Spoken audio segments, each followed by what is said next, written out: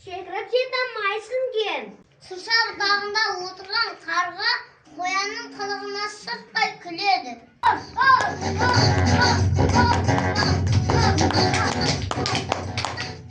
Қарға, сен маған алманы өзі бәліп берсің.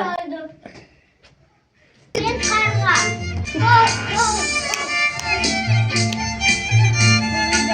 Ағас басына ұшып барып, алманы түсіреді. Бірақ тұмсығымен ұстай алмай жерге түсіріп алады.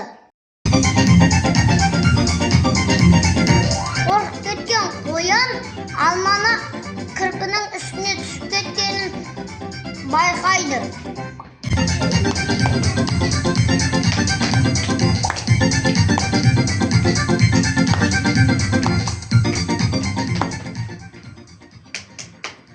Кірпі, тоқта. Не алмамды әкет бара жатсың? Бұл менің алмам. Ол ағаштың бұтағына қуады, ал мен болсам оны қағып алдым. Жоқ, ол менікі. Қайтар алмамды. Талапсыз атқан кірпі мен қоянға қарға қосылады.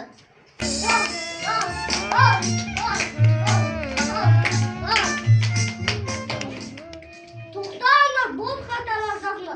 Алма менікі, мен оны өзім үшін үзіп алдым.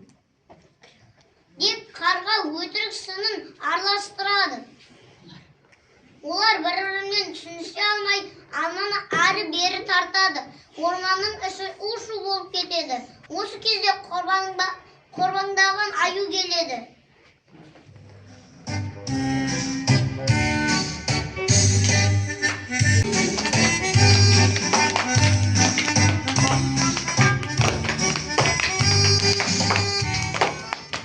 Бұл не деген айқай-шу? Азамды ал жеріңді ғой. Сен аю біздің ормандағы ең үлкен әрі ең ақылды. Сондықтан маған күлтетін айтып берші.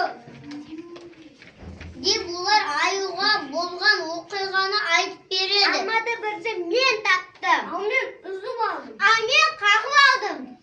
Олай болса алма бәндікі. Қалай алма біреу, біз үшеуміз. Алманы теңдей бөлінді. Мен босқа таласып ғой. Алманы төртке бөлейік.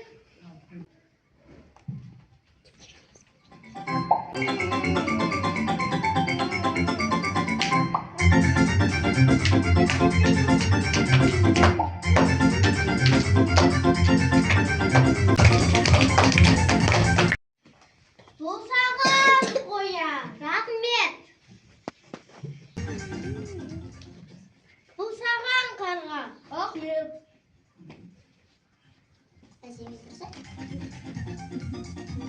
Бұл өзіме. Саған аю. Маған не үшін бересіңдер? Мен еңбектенген жоқпын ғой. Өйткені сен бізге ағылайды татуластырдың. Олар өзіне берген алманың бөлігін жеп риза болады. Өйткені аю ешкімді ренжітпей әрі шешім шығарды. Береке басы бірлікте деген осында емес пе?